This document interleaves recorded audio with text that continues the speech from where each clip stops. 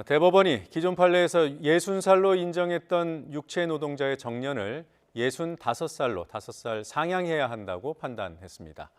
55살에서 60살로 높였던 지난 1989년 전원합의체 판결이 30년 만에 바뀌었습니다. 취재기자 연결합니다. 조성호 기자. 네, 대법원입니다. 네, 사회 변화를 반영해서 육체 노동자들의 정년을 높여야 한다. 소수 의견도 있었더군요. 근데 대법관 다수가 그렇게 판단한 거죠? 네, 그렇습니다. 대법관 다수가 그렇게 판단을 하면서 대법원 전원합의체가 기존 판결에서 60살로 인정한 육체 노동자의 가동 연한을 65살로 상향해야 한다고 판결했습니다. 그러면서 말씀하신 것처럼 지난 1989년 12월 55살에서 60살로 높인 대법원 전원합의체 판례가 약 30년 만에 바뀌었습니다. 여기서 노동자의 가동연한이란 일해서 돈을 벌 수 있는 정년을 말합니다.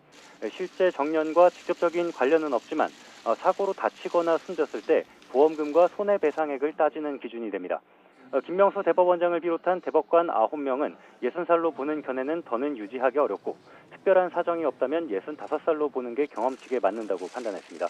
우리나라 사회 경제적 구조와 생활 여건이 급속히 발전하고 법과 제도가 정비되면서 지난 1989년 판결 당시보다 재판 사정이 현저하게 변했기 때문이라고 부연했습니다. 조희대 이동원 대법관은 63살로 보는 게 타당하다는 의견을 냈고 김재형 대법관은 일률적으로 65살로 정하기보다는 60살 이상으로 포괄적으로 선언하는 데 그쳐야 한다는 별개의 의견을 냈습니다. 자, 오늘 선고된 사건은 어떤 사건이었습니까? 네, 오늘 선고가 내려진 사건은 지난 2015년 8월 익사 사고로 자녀를 잃은 부모가 수영장 업체를 상대로 낸 손해배상 소송 상고심입니다. 앞서 하급심은 기존 판례에 따라 숨진 아이가 살아있었다면 60살까지 일할 수 있었다고 봐야 한다며 유족에게 2억 5천여만 원을 배상하라고 판결했습니다.